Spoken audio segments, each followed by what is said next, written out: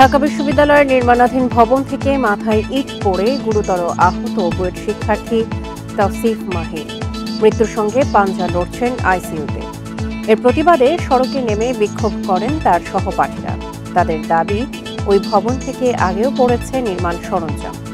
এ নিয়ে দুপুরে বৈঠকে বসছেন দুই বিশ্ববিদ্যালয়ের শিক্ষকেরা।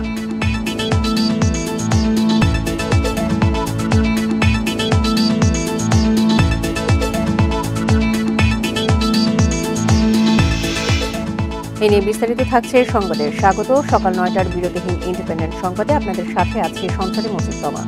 আর শুরুতেই জানিয়ে দিব প্রধান শিরোনামগুলো। মামলা নিষ্পত্তির পরই ফিরবেন তারেক রহমান, গ্রেনেড হামলায় দায় মুক্তির আশা।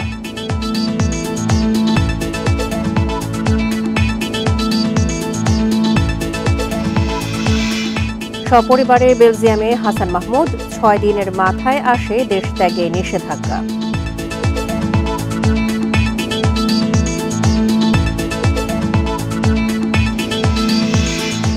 ইন্দো প্যাসিফিক কৌশল নিয়ে অবস্থান বদল সম্ভব, নেইম্যান দূর সফরেই সুরাহা।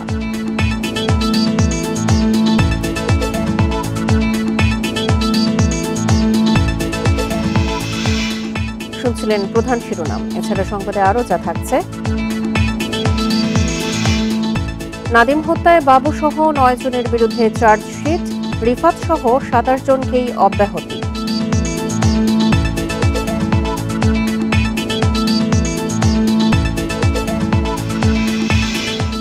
টাকা দিয়ে আতঙ্কে মালয়েশিয়া যেতে ব্যর্থরা, ৬ লাখ নিয়ে দেয়া হচ্ছে ৭৯,০০০।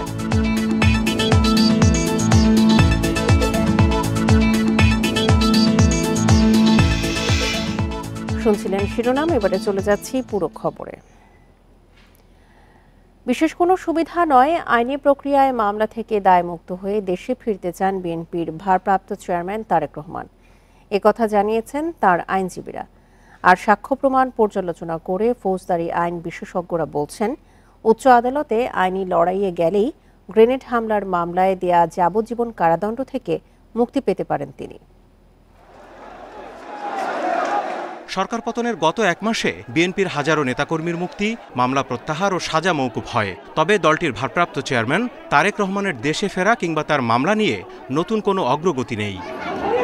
তারেক রহমানের বিরুদ্ধে আওয়ামী লীগ সরকারের সময়ে অর্ধশতাধিক মামলা হয়। এর মধ্যে গ্রেনেড হামলা মামলায় যাবজ্জীবন, জিয়া অরফানেজ ট্রাস্ট মামলায় ১০ বছরের কারাদণ্ড সহ ৫ মামলায় সাজা দেয়া হয় তাকে। বিএনপির আইনজীবীরা জানান, এই অবস্থায় সরকারের নির্বাহী কোনো আদেশ নয়, আইনি লড়াইয়েই নিজেকে নির্দোষ প্রমাণ করবেন তারেক রহমান। যথাসময়ে তিনি উপযুক্ত সিদ্ধান্ত নেবেন, নিয়ে দেশে আসার পরিকল্পনা গ্রহণ করবেন। আর্মি ব্যাকড কেয়ারটেকার গভর্নমেন্টের সময় তারেক রহমান সাহেবকে টর্চার করেছে, অলমোস্ট পঙ্গুত্ব করেছে। সেই সরকারও কিন্তু ২১শে আগস্টের সময় তারেক রহমান সাহেবকে আসামি করেননি। তারেক রহমান সাহেবের ক্ষেত্রে ইতিহাসে বিরল ঘটেছে, তাকে নিম্ন আদালত খালাস দেওয়ার পরে উচ্চ আদালতে সাজা দিয়েছে। অর্থাৎ প্রত্যেকটা স্কিম ছিল it's a political scheme.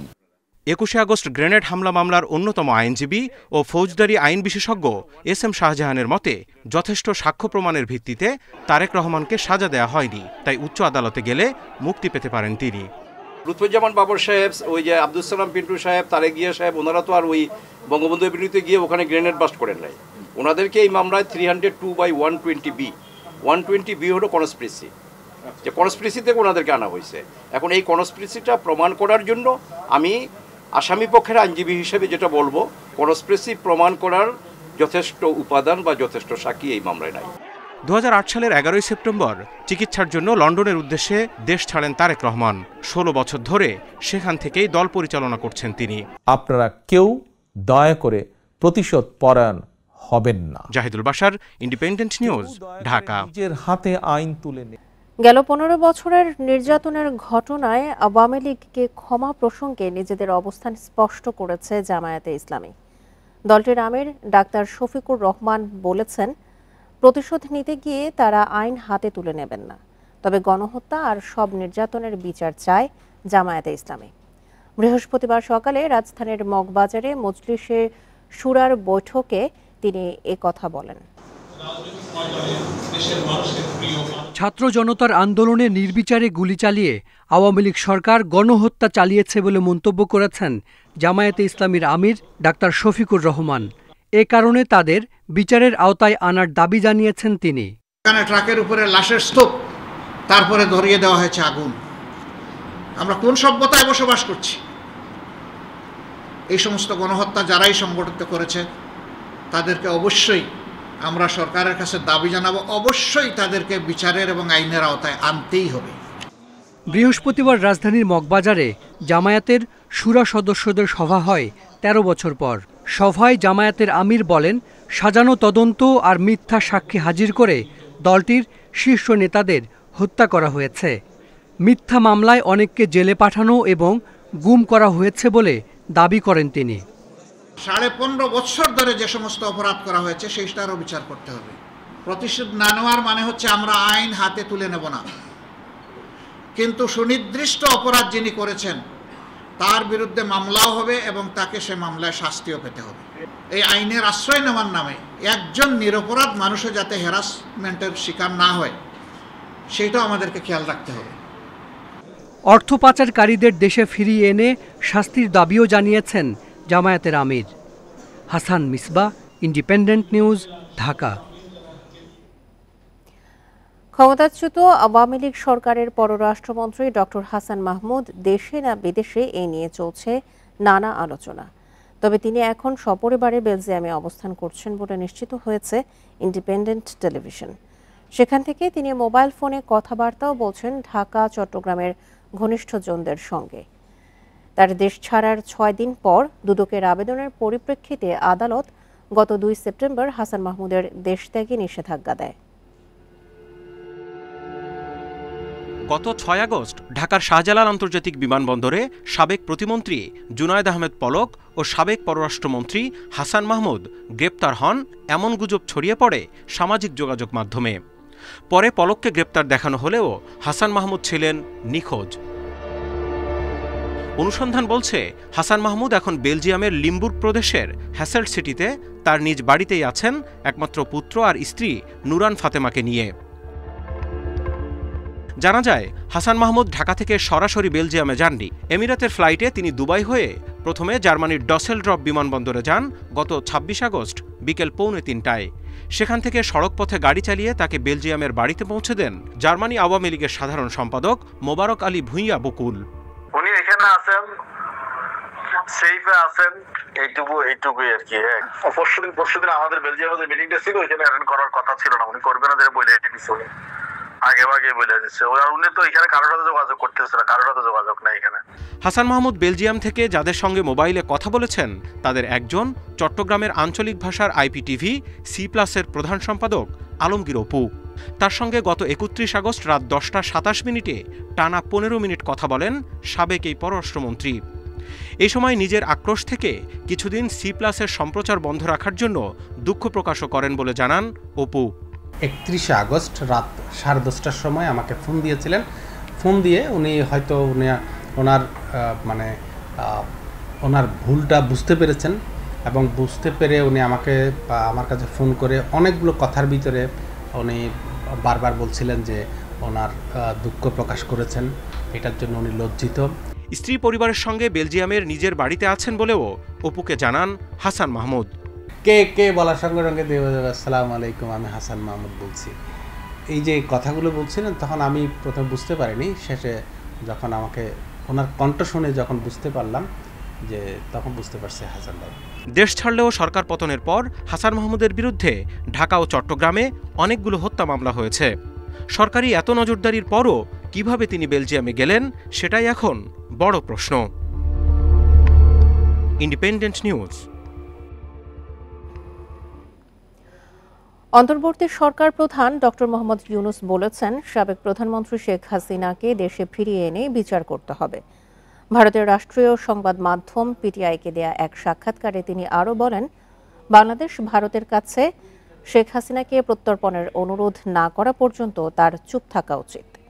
Doctor Yunus বলেন, অন্তর্বর্তী সরকার নৃশংসতার বিরুদ্ধে বাংলাদেশের জনগণের জন্য ন্যায় বিচার নিশ্চিত করতে প্রতিশ্রুতিবদ্ধ। ন্যায় বিচারের স্বার্থেই শেখ হাসিনাকে দেশে ফিরিয়ে আনতে হবে। তিনি জোর দিয়ে বলেন, না হলে বাংলাদেশের মানুষ শান্তিতে থাকবে না। 13ই আগস্টে শেখ হাসিনার দেওয়া বক্তব্যে ন্যায় বিচারের দাবি প্রসঙ্গে ডক্টর ইউনূস বলেন, হত্যা ও ভাঙচুরের সঙ্গে জড়িতদের অবশ্যই চিহ্নিত করে শাস্তির আওতায় আনতে হবে। ভারতে বসে দেশের বিষয়ে শেখ হাসিনার রাজনৈতিক মন্তব্যকে একটি অবন্ধুসুলভ আচরণ হিসেবে অভিহিত করেছেন ডক্টর ইউনূস।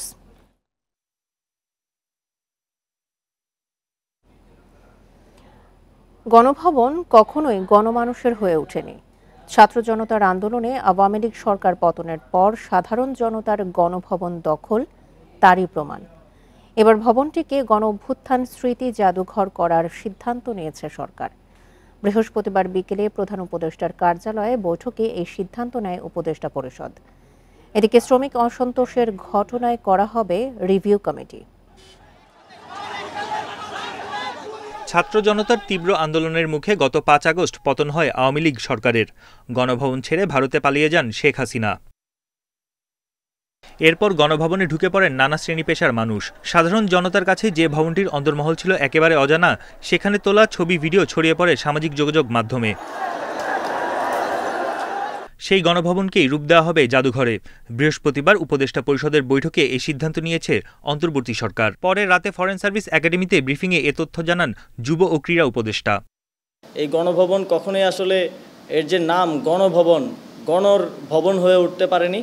তাই এই গণভবনকে যেহেতু এদেশের মানুষ ছাত্র জনতা একটা অভ্যুত্থানের মাধ্যমে জয় করেছে, এটিকে জনগণের জন্য উন্মুক্ত করে দেওয়া হবে। সব কিছুর স্মৃতি সংরক্ষণ করার জন্য গণভবনকে জুলাই গণ অভ্যুত্থান স্মৃতি জাদুঘর হিসেবে প্রতিষ্ঠা করা হবে। বৈঠকে শ্রমিক অসন্তোষ নিয়েও আলোচনা করেন উপদেষ্টারা। দ্রুত সংকট কাটাতে রিভিউ কমিটির সিদ্ধান্ত হয়।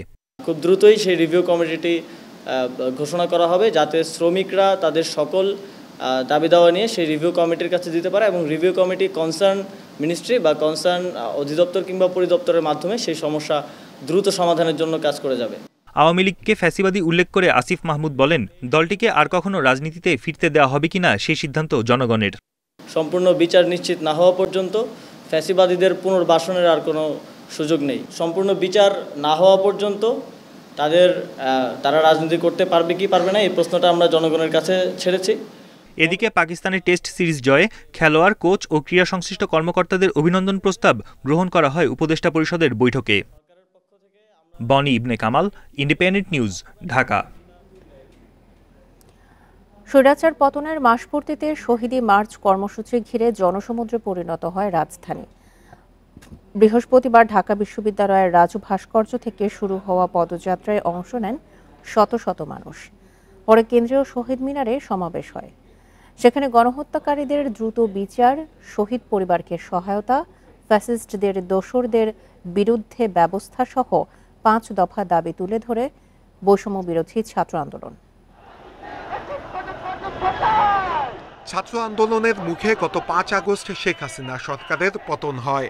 সরকারি হিসাবে নিহত হয়েছে 617 জন আর 17,926 জন আহত হয়েছে। গণ অভ্যুত্থানের 1 মাস পূর্তি ও শহীদদের স্মরণে শহীদি মার্চে হাজার হাজার ছাত্র জনতা অংশ নেয়। বৃহস্পতিবার বিকেলে ঢাকা বিশ্ববিদ্যালয়ের রাজু ভাস্কর্যের সামনে থেকে এই মার্চ শুরু হয়। যে কোনো পরিস্থিতিতেই আবারও একত্রিত হতে পারি, আজকের এই সমাবেশটা এটাই মূলত বোঝা। সকল অশুভ শক্তি ভেঙে দিতে হবে, বাংলাদেশ হবে আগামী দিনে সকলের, কোনো রাজনৈতিক দলের না। এ সময় ছাত্র জনতা জানায় দ্রুততম সময়ের মধ্যে শহীদদের পূর্ণাঙ্গ তালিকা করতে হবে। সেই সঙ্গে আহতদের পাশে সরকারকে জোরালোভাবে থাকতে হবে। এখন পর্যন্ত হতাহতদের তালিকা করা সম্পন্ন করতে পারিনি আমরা। নীলক্ষেত, কলাবাগান, ফার্মগেট ঘুরে সন্ধ্যায় শহীদি মার্চ শহীদ মিনারে এসে শেষ হয়। এ সময় সমন্বয়করা চাঁদাবাজ সিন্ডিকেট ভাঙার পাশাপাশি ষড়যন্ত্রকারীদের উপড়ে ফেলার হুঁশিয়ারি দেন। গণহত্যাকারীদের দ্রুত গ্রেপ্তার করে বিচারের আওতায় আনা সহ 5 দফা দাবি জানানো হয়। তাদেরকে হুঁশিয়ার করে বলতে চাই, এই স্বাধীন বাংলাদেশে 5ই আগস্টের পর থেকে কেউ ভুলেও নতুন করে ফ্যাসিস্টের দোসর সাজার বিন্দু মাত্র চেষ্টা করবে পারবেন না। আপনারা যখনই সিস্টেম রিফরমেশন করবেন তখনই হচ্ছে 5ই সেপ্টেম্বরকে মনে রাখবেন। টেন্ডারবাজ যারা আবার পুনর্গঠিত হচ্ছিল, আমরা আপনাদেরকে বলছি আপনারা এই 5ই সেপ্টেম্বরকে মনে রেখে আপনারা পরবর্তীতে সিদ্ধান্ত নেবেন। দেশ থেকে বৈষম্য দূর হওয়ার আগ পর্যন্ত ছাত্রদের রাজপথেই থাকার আহ্বান বৈষম্য বিরোধী ছাত্র আন্দোলনের। নূরে আলম, ইন্ডিপেন্ডেন্ট নিউজ, ঢাকা। ঢাকা বিশ্ববিদ্যালয়ের নির্মাণাধীন ভবন থেকে মাথায় ইট পড়ে গুরুতর আহত বুয়েট শিক্ষার্থী আইসিইউতে লড়ছে মৃত্যুর সঙ্গে। বৃহস্পতিবার রাতে প্রতিবাদে রাস্তায় বিক্ষোভ করেন তার সহপাঠীরা। এ সময় ঢাবি ও বুয়েটের কয়েকজন শিক্ষক তাদের দাবি মেনে পরিস্থিতি স্বাভাবিক করেন। এদিকে সকালে দুই বিশ্ববিদ্যালয়ের শীর্ষ পর্যায়ে এ নিয়ে বৈঠকের কথা রয়েছে। বৃহস্পতিবার রাত 10টা থেকে 12টা পর্যন্ত পলাশী মোড়ে অবস্থান নিয়ে বিক্ষোভ করেন কয়েকশো বুয়েট শিক্ষার্থী। মাথায় ইট পড়ে এক সহপাঠী গুরুতর আহত হওয়ার প্রতিবাদে এই ক্ষোভ তাদের। প্রত্যক্ষদর্শীরা জানায় বিকেল 4:30টার দিকে নীলক্ষেত থেকে রিকশায় বুয়েটে ফিরছিলেন কেমিক্যাল ইঞ্জিনিয়ারিংয়ের 3য় বর্ষের শিক্ষার্থী তাওসিফ মাহি। এ সময় ঢাকা বিশ্ববিদ্যালয়ের কর্মচারীদের জন্য নির্মাণাধীন 18 তলা ভবন থেকে ইট পড়ে সেই শিক্ষার্থীর মাথায়। আশঙ্কাজনক অবস্থায় তাকে নিয়ে ভর্তি করা হয় ঢাকা মেডিকেলের আইসিইউতে। বিল্ডিং এর যে পার্টটা সবচেয়ে ক্লোজেস্ট রাস্তার ওইখান দিয়ে আসার সময় ইটটা ফার্স্ট ওর মাথায় পড়ে। এখন ইনস্ট্যান্ট রিয়াকশনেও বুঝে নাই, 1-2 সেকেন্ড যাওয়ার পর আরেকটু ধরেন 20 হাত সামনে আসার পর ও রিক্সা থেকে গড়ায় পড়ে যায়। যতটুকু জানতে পেরেছি তিনি তার শরীরের ডান সাইডের অংশগুলো প্যারালাইজ হওয়ার যথেষ্ট ভালো একটি সম্ভাবনা রয়েছে। শিক্ষার্থীদের শান্ত করতে দ্রুত ঘটনাস্থলে যান বুয়েট ও ঢাকা বিশ্ববিদ্যালয়ের কয়েকজন শিক্ষক। আহত শিক্ষার্থীর চিকিৎসা ব্যয় ও আর্থিক সহযোগিতার সব দাবি মেনে নেন ঢাবির সহকারী প্রক্টর। উন্নত চিকিৎসা এবং সার্বিক চিকিৎসার দায়ভার আমরা ঢাকা ইউনিভার্সিটি কর্তৃপক্ষ ইনশাল্লাহ নিচ্ছি। যেই বিল্ডিংটি এখানে তৈরি হয়েছে এটার ইনসিকিউরিটি অবশ্যই আছে এবং যে অবস্থা হয়েছে যে এটাকে এখনই তালাবদ্ধ করা বা এটাকে আমরা বন্ধ করে রাখবো। পরে ঢাকা মেডিকেলে আহত তাওসিফকে দেখতে যান শিক্ষক শিক্ষার্থীরা। তাওসিফ মাহিরের অবস্থা আশঙ্কাজনক বলে জানিয়েছেন চিকিৎসকেরা। হেড ইনজুরির ক্ষেত্রে আপনার অলওয়েজ একটা আশঙ্কার বিষয় থাকে এবং ডক্টর বলছে যে 48 আওয়ার্স থেকে 72 আওয়ার্সের মধ্যে তারা দেখবেন আর কি, তারপরে আসলে ওই পুরো বিষয়টা তারা বলতে পারবেন আর কি। ভবন নির্মাণে যথাযথ পদক্ষেপ না নেওয়ায় আগেও কয়েকবার এই ভবন থেকে ইট ও রড পড়ে কয়েকজন আহত হয়েছে বলে জানায় শিক্ষার্থীরা। দ্রুত ঠিকাদারকে আইনের আওতায় নেয়ার দাবি তাদের। নূরে জান্নাত, ইন্ডিপেন্ডেন্ট নিউজ, ঢাকা। সরবরাহ ঘাটতিতে অনেকদিন ধরেই চড়া দামে স্থির হয়ে আছে ডিমের বাজার। এছাড়া মাছ মাংসের দামও বাড়তি বলছেন ক্রেতারা। বাজার পরিস্থিতি নিয়ে আরও জানাতে এই মুহূর্তে ঢাকা, সিলেট ও বগুড়া থেকে যোগ দিয়েছেন আমাদের সহকর্মীরা। শুরুতেই যাচ্ছি ঢাকার কারওয়ান বাজারে, সেখানে আছেন আমাদের সহকর্মী শাহিদ আহমেদ। শাহিদ, সপ্তাহের বাজার দর আজকে কেমন দেখছেন? যেহেতু রাজনৈতিক অস্থিতিশীলতা এবং বন্যা পরিস্থিতির কারণে সরবরাহ ঘাটতি দেখা দিয়েছিল, এই মুহূর্তে কি অবস্থা দেখতে পাচ্ছেন বাজারে? দেখুন, প্রতি সপ্তাহে বাজারে কিছু দামের ওঠানামা করে। আমি এই মুহূর্তে কারণ বাজারে আছি। প্রথমে যদি এই চিত্র দেখায়, যেহেতু সাপ্তাহিক ছুটির দিন, যেহেতু অন্য দিনের তুলনায় এখানে ক্রেতা সমাগম বেশি, একই সাথে ক্রেতাদের অভিযোগও বেশি বিক্রেতাদের প্রতি। আর আরেকটি বিষয়, যেহেতু এখনও কিন্তু বন্যা পরিস্থিতি স্বাভাবিক হয় নাই, কিছুটা উন্নতি হলেও সেটার প্রভাব কিন্তু আগে থেকেই পড়েছে। আজকেও কিন্তু সেটা সেই প্রভাবটা দৃশ্যমান। আমি যদি প্রথমে বলি সপ্তাহের ব্যবধানে যদি আপনাকে আমি পার্থক্যটা বলি, সেক্ষেত্রে চালের দাম বাড়তি, মুরগি, ব্রয়লার মুরগি, লেয়ার মুরগির দামও বাড়তে এবং ডিমের দামটা কিন্তু একটি চড়া অবস্থায় থেকে স্থিতিশীল অবস্থা রয়েছে। এর পাশাপাশি অন্যান্য যে সবজির দাম বন্যা উপলক্ষে যেটা কিছুটা বেড়েছিল, সেটা কিন্তু এখন খুব একটা বাড়তি বলা যাবে না, মোটামুটি নাগালে রয়েছে বলে বলা যায়। আমি যদি বলা হয় সেক্ষেত্রে কাঁচামরিচ 160 টাকা কেজি এবং কচু বা পটল এই ধরনের সবজিগুলো কিন্তু 40 টাকার মধ্যে পাওয়া যাচ্ছে। এর পাশাপাশি আপনি কিছুক্ষণ আগে প্রতিবেদনে পড়েছিলেন যে আলু, পেঁয়াজ, ডিমের সরকার যে আমদানি শুল্ক কমিয়েছিল এবং গতকালকেও কিন্তু এনবিআর কেন্দ্ররা প্রজ্ঞাপন জারি করেছিল আলু এবং পেঁয়াজের ক্ষেত্রে। সেটার প্রভাব কিন্তু বাজারে এখনও পড়ে না, যদিও পড়তে কিছুদিন সময় লাগবে, এখানে যারা ব্যবসা সংশ্লিষ্ট তারা বলেছিল। কিন্তু আমরা যদি অতীত অভিজ্ঞতা দেখি যে কোনো পণ্যের শুল্ক বাড়ানোর যদি বৃদ্ধি পায় বা আন্তর্জাতিক বাজারে যদি কোনো কিছু বৃদ্ধি পায়, সঙ্গে সঙ্গে কিন্তু রাতারাতি এই প্রভাবটা পড়বে। ঠিক এমনটা অভিযোগ করছেন এখানে যারা বাজার করতে আসছে। তারা বলছে পণ্যের দাম দেশে বা আন্তর্জাতিকভাবে যখনই বাড়ে সঙ্গে সঙ্গে বাজারে তার প্রভাব পড়ে, বাড়তি অর্থ গুনতে হয় ভোক্তা সাধারণকে। কিন্তু সরকার যদি শুল্ক কমায় বা আন্তর্জাতিক বাজারে যদি দাম কমে সেটা প্রভাব কিন্তু ব্যবসায়ীরা সঙ্গে সঙ্গে দিতে চায় না এবং এটা বাড়তি মুনাফার একটা প্রবণতা বলছেন। এর পাশাপাশি চালের দাম সপ্তাহের ব্যবধানে বলা যায় কেজিতে 1 থেকে 1.5 টাকা বৃদ্ধি হয়েছে, বস্তায় প্রায় 50 থেকে 100 টাকা বৃদ্ধি হয়েছে। এর পাশাপাশি ইলিশের দামটাও এখনও নাগালে আসে না। গরুর মাংস, খাসির মাংস যে আগের মতো 750 এবং খাসির মাংস 1100 টাকা কেজি দরে বিক্রি হচ্ছে। যদি এক কথা আপনাকে বলা হয় সেক্ষেত্রে সপ্তাহের ব্যবধানে সুখবর দিচ্ছে না মুরগি, ডিম এবং চালের দাম, পাশাপাশি মাছ মাংসের দামও চড়া। মূলত এই ছিল রাজধানী বাজারের পরিস্থিতি দেখে সবশেষ। শাহিদ, আপনি আমাদের সঙ্গে থাকুন। এবার আমরা যাচ্ছি সিলেটের, সেখান থেকে জানাবেন সহকর্মী রানা মজুমদার। রানা, আমরা যেমনটি ঢাকার চিত্র শুনছিলাম যে ডিম সহ আলু, পেঁয়াজ এবং মাছ মাংসের দামও চড়া রয়েছে, আপনি সেখানে সিলেটের বাজার দর কেমন দেখছেন? দেখুন, পরিবর্তিত যে পরিস্থিতি আসলে বর্তমানে বিরাজ করছে সেই পরিস্থিতিতেও আমরা দেখতে পাচ্ছি যে সিলেটের যে নিত্য প্রয়োজনীয় দ্রব্যের বাজার কিংবা মাছ মাংসের যে বাজার রয়েছে সেখানে কিন্তু এখনো অস্থিরতা বিরাজ করছে। আমরা সকালে এসেছি এই বাজারটিতে, এটি হচ্ছে সিলেটের মূলত যে লালদিঘির পার যে বাজার রয়েছে সেখানে, এবং এখানে এসে আমরা যারা বিক্রেতা রয়েছেন তাদের সঙ্গে আমরা কথা বলার চেষ্টা করেছিলাম। তারা যে বিষয়টি জানিয়েছেন যে এখন কিন্তু যে ব্রয়লার মুরগি যেগুলো রয়েছে সেগুলো কিন্তু 180 থেকে 185 টাকা কেজিতে বিক্রি হচ্ছে। পাশাপাশি যে কক মুরগিগুলো রয়েছে সেগুলো কিন্তু তারা বলছেন যে প্রতি পিস হচ্ছে 220 থেকে 230 টাকা দরে বিক্রি হচ্ছে। পাশাপাশি যে লাল মুরগি যেগুলো রয়েছে সেগুলো তারা বলছেন যে প্রতি পিস কিন্তু 600 থেকে 650 টাকা যে পিস সেগুলোতে বিক্রি হচ্ছে। পাশাপাশি আমরা গরুর মাংসের দামও জানতে চেয়েছিলাম, সেক্ষেত্রে যারা সেখানকার ব্যবসায়ী রয়েছেন তারা জানিয়েছেন যে মোটামুটি গরুর মাংসের কেজি প্রতি কেজি 750 থেকে 780 এই দরে কিন্তু গরুর মাংস বিক্রি হচ্ছে।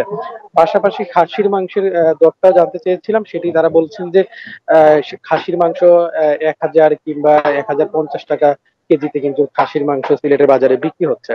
পাশাপাশি সবজির বাজারের কথা যদি বলি তাহলে এখনো পর্যন্ত কিন্তু সিলেটে বেশিরভাগ সবজির দামই কিন্তু এখন পর্যন্ত চড়া, এবং ক্রেতারা যারা রয়েছে তাদের সঙ্গে আমরা কথা বলার চেষ্টা করেছিলাম। তারা বলছেন যে এই যে ছাত্র জনতার গণ অভ্যুত্থানের পর তারা ভেবেছিলেন যে জিনিসপত্রের দাম অনেকটাই কমবে, নিত্য প্রয়োজনীয় দ্রব্যের দাম নাগালের মধ্যে চলে আসবে, কিন্তু বাজারে আসার পর তারা দেখতে পেলেন যে আসলে চিত্রটা উল্টো, এবং তারা বলছেন যে অনেক ক্ষেত্রেই তারা পত্র পত্রিকা কিংবা তারা ফেসবুক মাধ্যমে তারা কিন্তু দেখেছেন যে আসলে জিনিসপত্রের দাম কমছে, তবে বাজারে আসার পর তারা যখন চিত্রটি উল্টো দেখতে পান তখন তারা অনেক হতাশা প্রকাশ করছেন, এবং তারা বলছেন যে এক্ষেত্রে নিয়মিত বাজার মনিটরিং করতে হবে এবং জিনিসপত্রের দরদাম হাতের নাগালের মধ্যে নিয়ে আসার দাবি জানিয়েছেন তারা। সিলেট থেকে বাজার পরিস্থিতি এই ছিল আমার কাছে সবশেষ। রানার সঙ্গে থাকুন। এবার যাচ্ছি বগুড়াতে, সেখান থেকে জানাবেন সহকর্মী জজিফ হোসেন। জজিফ, বগুড়ার বাজার দরের পরিস্থিতি কেমন?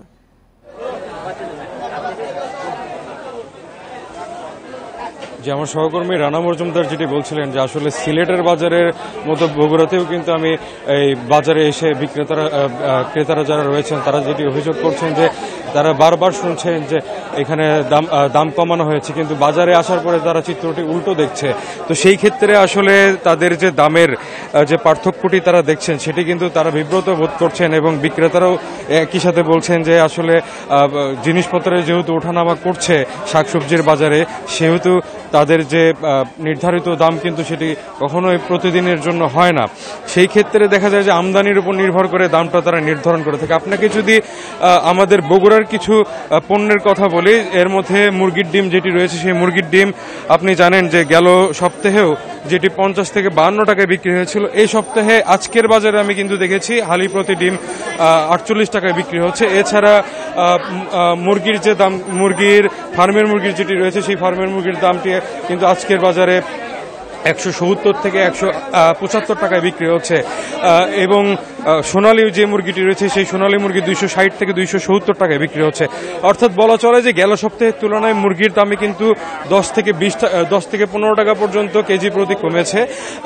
আর বগুড়ায় কিন্তু আপনি জানেন যে ছাত্র আন্দোলনের যে রেস, সেই রেসটি কিন্তু ছাত্ররা যখন তাদের যে মনিটরিং করেছিল সেই মনিটরিং এর সময় কিন্তু তারা বাজার মনিটরিং এ এই গরুর মাংসের দাম কেজি প্রতি 50 টাকা কমাতে সক্ষম হয়েছেন এবং তারা বর্তমানে বগুড়ায় 700 টাকায় কিন্তু গরুর মাংস বিক্রি হচ্ছে সব জায়গাতে আমরা দেখেছি। আর বগুড়ার যে শাকসবজির বাজার রয়েছে সেই শাকসবজির বাজারে আসলে এখনও তেমন একটা প্রভাব পড়েনি বলা চলে। 5 থেকে 10 টাকা কেজিতে কমেছে, কিন্তু ক্রেতারা যেটি বলছেন যে তাদের নাগালের মধ্যে এখনও সেটি আসেনি এবং সমন্বয়হীনতা যেটি রয়েছে, জেলা প্রশাসনের মনিটরিংয়ের যে অভাব রয়েছে এবং ভোক্তা অধিকারের যে অভাব, মনিটরিংয়ের অভাব রয়েছে, তার কারণে কিন্তু এখনো পর্যন্ত বাজারে তেমন প্রভাব পড়েনি। তবে কয়েকটি শাকসবজির ব্যাপারে যদি আপনাকে জানিয়ে রেখি যে আলুর দামে কিন্তু 5 টাকা কমেছে, পেঁয়াজের দামেও কমেছে প্রায় 10 টাকার মতো, অর্থাৎ পেঁয়াজ গেল সপ্তাহে যেটি 120 টাকায় বিক্রি হচ্ছিল সেটি কিন্তু 110 টাকা থেকে 115 টাকার মধ্যে বিক্রি হচ্ছে। এটি বলছিলাম আমি এলাকার যে বাজার রয়েছে খুচরা বাজার, সেই এলাকার খুচরা বাজারের কথা। এছাড়া আপনাকে যদি পাইকারি বাজারের কথা বলি, সেই পাইকারি বাজারেও কিন্তু আমরা খোঁজ নিয়েছি, সেই পাইকারি বাজারেও দেখা গিয়েছে যে খুচরা বাজারের তুলনায় 15 থেকে 20 টাকা পর্যন্ত বেড়েছে। তো আসলে বগুড়ার সার্বিক যে বাজার পরিস্থিতি ছিল, এই ছিল আমার কাছে সর্বশেষ বাজার পরিস্থিতি। আসলে ঢাকা, সিলেট এবং বগুড়া থেকে বাজার পরিস্থিতির সবশেষ তথ্য নিয়ে জানাচ্ছিলেন সহকর্মীরা। নানামুখী সমস্যায় সবজি ও ফল রপ্তানি বাধাগ্রস্ত হচ্ছে। গেল জুলাইয়ে রাজনৈতিক অস্থিরতায় রপ্তানি হয়নি অন্তত 1200 মেট্রিক টন পণ্য। নামমাত্র মূল্যে সেগুলো দেশীয় বাজারে বিক্রি করায় শত কোটি টাকার ক্ষতি হয়েছে বলে দাবি ব্যবসায়ীদের। রপ্তানি বাড়াতে বিমানে কৃষি পণ্যকে প্রাধান্য দেওয়ার পরামর্শ বিশ্লেষকদের। লাউ, বেগুন, পেঁপে, চিচিঙ্গা, কাঁকরোল সহ নানা ধরনের শাকসবজি ও ফলমূল বিভিন্ন দেশে রপ্তানি করে বাংলাদেশ। তবে নানা সমস্যায় এখন তা বাধাগ্রস্ত হচ্ছে। গেল 6 মাসে কয়েক দফায় বিমান ভাড়া বেড়ে যাওয়ায় রপ্তানি খরচও বেড়েছে। তার উপর রাজনৈতিক অস্থিরতায় 16 জুলাই থেকে প্রায় 7 দিন কার্গো বিমানে পণ্য পরিবহন অনেকটাই বন্ধ হয়ে যায়। এতে অন্তত 1200 মেট্রিক টন সবজি নামমাত্র মূল্যে দেশীয় বাজারে বিক্রি করতে বাধ্য হন ব্যবসায়ীরা। প্রায় 6-7 লাখ ডলার আমার এক মাসে আমার শুধু একটা সেক্টরে আমরা লস হয়েছে। ইভেন আমরা যে মাল পাঠাইতে পারি না, আমাদের বায়াররা আমাদেরকে উল্টা ক্লেম করতেছে। বাংলাদেশ বিমান বলতেছে আমি আরএমজিকে প্রায়োরিটি দেবো, আমি সবজিকে দেবো না, সবজির ফ্লাইট আজকে ক্যান্সেল। কালকে একটা ফ্লাইট আছে, হঠাৎ করে বললো যে না কালকে আমি মাল নেবো না সবজি। কার্গো বিমানগুলো যদি পণ্য পরিবহন করে সেই ক্ষেত্রে আমাদের প্যাসেঞ্জার ফ্লাইটে যে ফ্লাইটগুলোতে আমাদের সবজি বিশেষ করে যায়, সেই সবজিগুলো আমাদের ইজিলি স্মুথলি যেতে পারবে। যুক্তরাজ্য, কানাডা, সংযুক্ত আরব আমিরাত সহ বিভিন্ন দেশে প্রতিদিন প্রায় 700 মেট্রিক টন বাংলাদেশি সবজি রপ্তানির সুযোগ থাকলেও বর্তমানে যাচ্ছে মাত্র 180 মেট্রিক টনের মতো। কৃষিপণ্য রপ্তানি প্রাধান্য দিয়ে আলাদা কার্গো বিমানের ব্যবস্থা করা না গেলে আয় বাড়ানো সম্ভব নয় বলে মনে করছেন বিশ্লেষকরা। বাধ্যবাধকতায় ফেলে যে তাদেরকে একটা সার্টেইন একটা অ্যামাউন্ট কৃষি প্রোডাক্ট নিতেই হবে, তাহলেই এই সেক্টর এমনিতেই উঠে আসবে। কারণ এই সেক্টর থেকে আপনার যে কোনো সময় 10 থেকে 20 বিলিয়ন অর্জন করা কোনো সমস্যা নাই, এই বাংলাদেশ থেকেই পারে। কারণ ডিমান্ড আছে, চাহিদা আছে ইম্পোর্ট কান্ট্রির, কিন্তু আমরা সেই অনুসারে আমরা এক্সপোর্ট করতে পারতেছি। কৃষিপণ্য রপ্তানিতে প্রণোদনা 10% থেকে বাড়িয়ে দ্বিগুণ করার দাবি ব্যবসায়ীদের। তৌহিদ রানা, ইন্ডিপেন্ডেন্ট নিউজ, ঢাকা। বন্যায় সব হারিয়ে নিঃস্ব কুমিল্লার বুড়িচং উপজেলার বুড়বুড়িয়া গ্রামের বাসিন্দারা।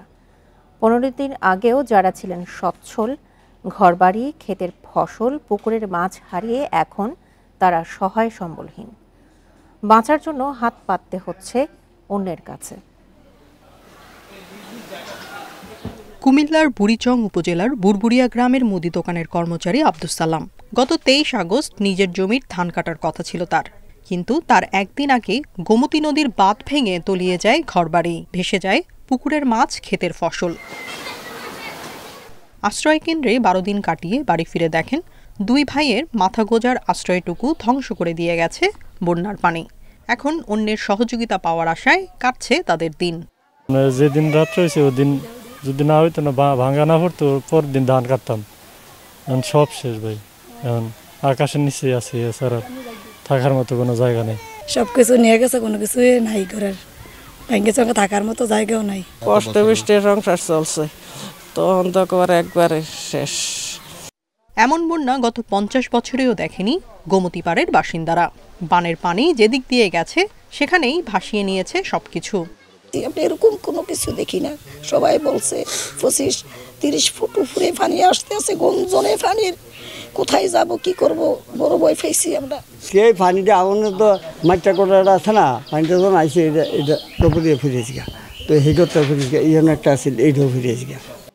উপজেলা প্রশাসনের হিসেবে বন্যায় শুধু বুড়িচং উপজেলাতেই 20,000 বাড়িঘর ক্ষতিগ্রস্ত হয়েছে। এর মধ্যে প্রায় 2,000 বাড়িঘর নষ্ট হয়েছে পুরোপুরি।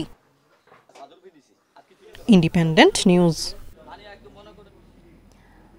টাঙ্গাইলে হঠাৎ দেখা দিয়েছে ডেঙ্গুর প্রাদুর্ভাব। একদিনে আক্রান্ত হয়েছেন 11 জন, হাসপাতালে চিকিৎসা নিচ্ছেন 30 জন।